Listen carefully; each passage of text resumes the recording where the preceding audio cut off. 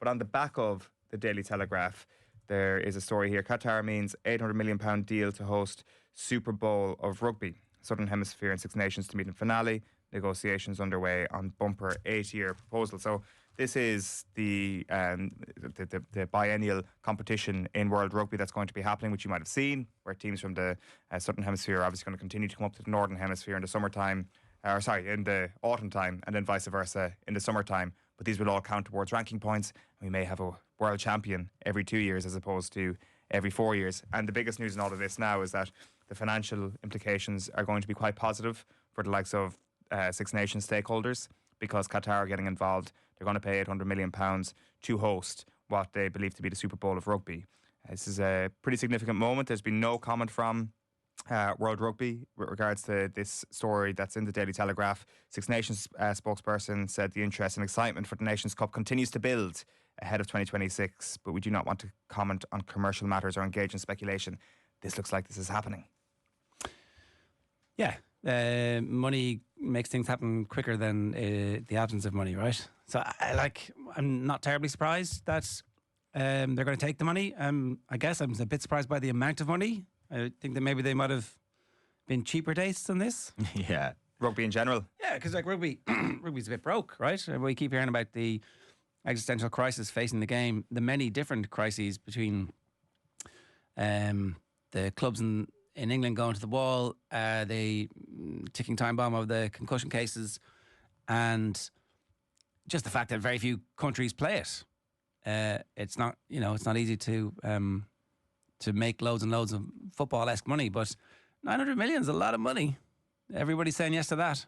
Yeah, so this is over the course of 8 years, so 4 finals series, so £200 million a pop for each one of these tournaments that actually run. So significant cash. It will be like there's a multitude of different factors here.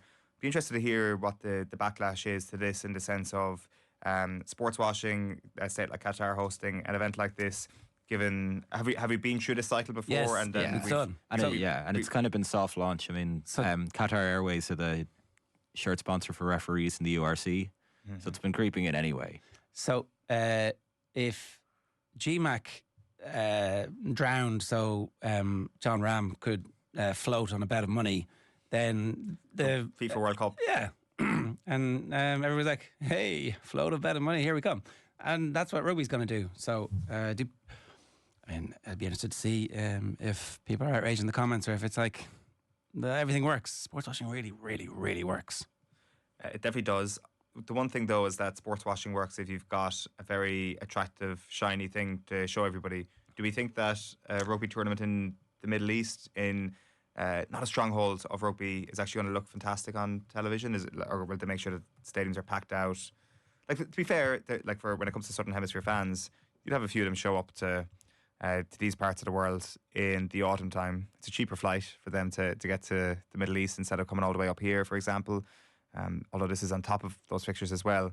So I'm not sure, like, it's, at least with the World Cup, you knew that it was going to be packed stadiums, you knew that they'd be able to put on quite a show. Quite what that would look like with rugby, I'm not entirely sure. Yeah. It's in the World Cup final stadium, isn't it? That's what they're saying? I presume so, Lusail Stadium, yeah. I don't know what the capacity of that is. 80,000. Okay, and will it still be 80,000 with a slightly longer pitch than the soccer pitch?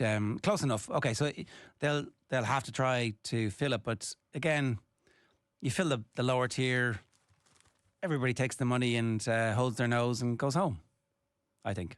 Mm-hmm. Everybody's going to watch it, right? Like, all the rugby fans will watch this. And the time is brilliant for us. Yeah. I don't know what the time is like for the Southern Hemisphere, the time difference.